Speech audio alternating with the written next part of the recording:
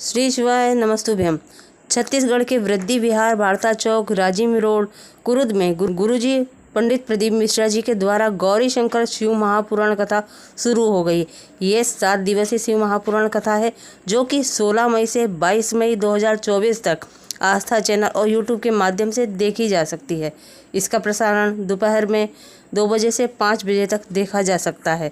16 मई पहले दिन की कथा में गुरुजी ने कुछ नए उपायों की जानकारी दी है जो इस प्रकार है। इसी कारणवश आप अगर आज की शिव महापुराण कथा नहीं सुन पाए हैं तो पूरी कथा का रस तत्व आपको इस छोटी सी वीडियो के माध्यम से प्राप्त होने वाला है। तो बढ़ते हैं आज की कथा की पहली जानकारी की ओर। गुरुजी ने कहा, माननीय विधायक जी ने बताया यहाँ पर वो शिवलिंग है जिसका निर्माण स्वयं माता जानकी जी ने अपने हाथों से किया है और आप सभी को बधाई। आज माता जानकी का प्रागट्योत्सव है, माता सीता का जन्म उत्सव है।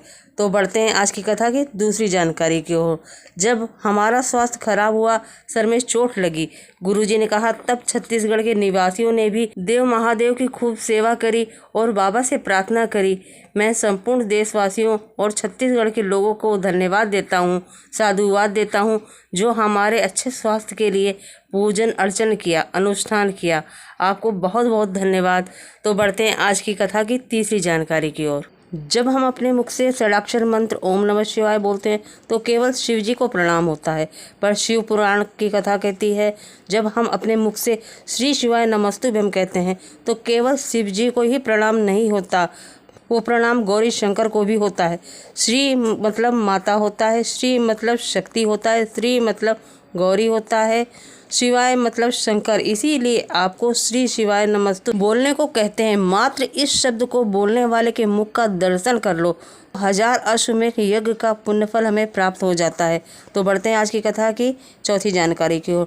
जब कोई स्त्री, जब कोई नारी, माँ या कन्या जब 1 लोटा जल लेकर भोलेनाथ के मंदिर में जाकर 1 लोटा जल अर्पित करती है तो शिव महापुराण की कथा के उमा खंड में लिखा हुआ है, वो नारी केवल अपना कल्याण नहीं करती, वो अपने मायके और ससुराल पक्ष के 71 पीढ़ियों का भी कल्याण कर देती है।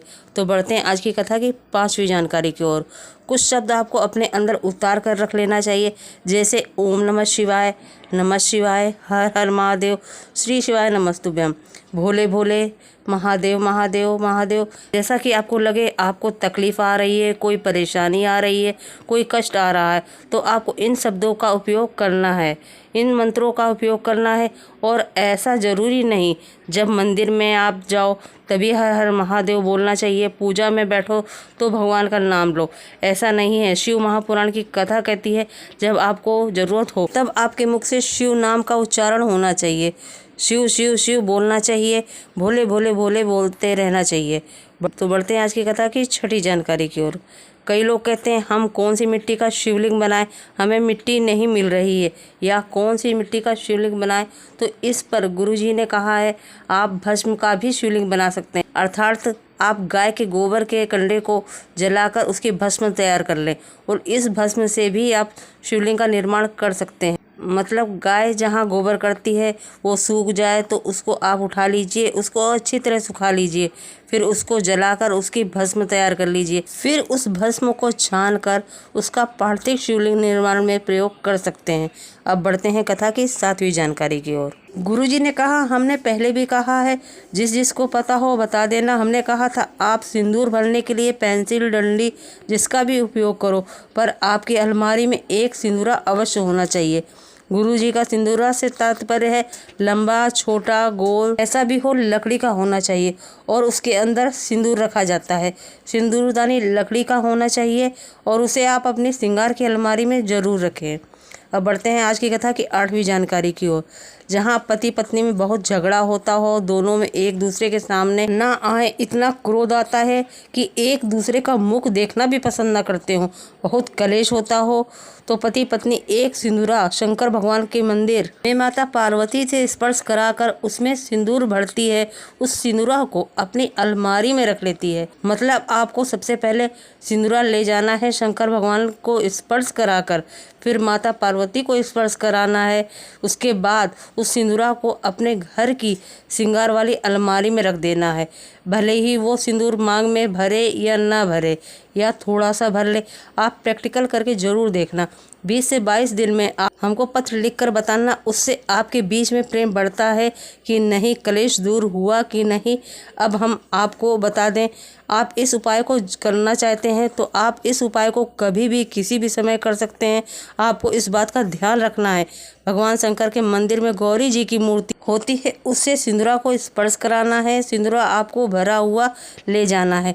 उस सिंदूरा से गौरी माँ को थोड़ा सिंदूर अर्पित कर सकती हैं, बाद में स्वयं उस सिंदूरा को प्रयोग में ला सकती हैं। बढ़ते हैं कथा की नवी जानकारी की ओर।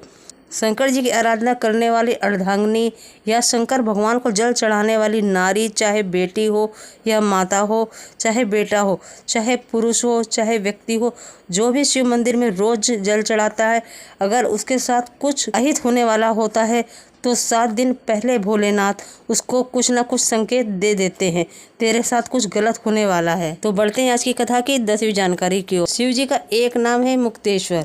इससे संबंधित जानकारी गुरुजी ने अभी नहीं दी है। जैसे ही गुरुजी इसके बारे में बताएंगे, हम आपको इसके बारे में आगे जानकारी जरूर देंगे। अब बढ़ते हैं आज की कथा की 11वीं जानकारी की ओर। तो सिंदूर होता है जिसमें सिंदूर रखा जाता है, उसे हमारे यहाँ गौरी कहा जाता है, पार्वती कहा जाता है। कहते हैं 64 योगिनियाँ में जो बल होता है वो बल लकड़ी के सिंदूर में सिंदूर रखा जाता है, उसमें उतना ही बल विद्यमान रहता है। वीडियो थोड़ा भी उपयोगी लगा हो तो वीडियो को लाइक करिएगा, शेयर करिएगा। अगर चैनल पर नए आए हैं तो चैनल को सब्सक्राइब कर लीजिए और कमेंट में श्री शिवाय नमस्तुभ्यम जरूर लिखिएगा। श्री शिवाय नमस्तुभ्यम।